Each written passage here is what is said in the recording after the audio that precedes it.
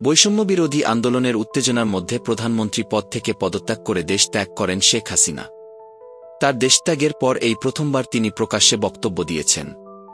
ভারতীয় সংবাদ মাধ্যম দ্য প্রিন্টের খবর অনুযায়ী শেখ হাসিনা আওয়ামী লীগ নেতাকর্মী ও সমর্থকদের উদ্দেশ্যে একটি বার্তা পাঠিয়েছেন। এই বার্তায় শেখ হাসিনা জানিয়েছেন, যুক্তরাষ্ট্র যদি সেন্ট মার্টিন ও বঙ্গোপসাগর তাকে দিত, তাহলে তিনি এখনও ক্ষমতায় থাকতেন।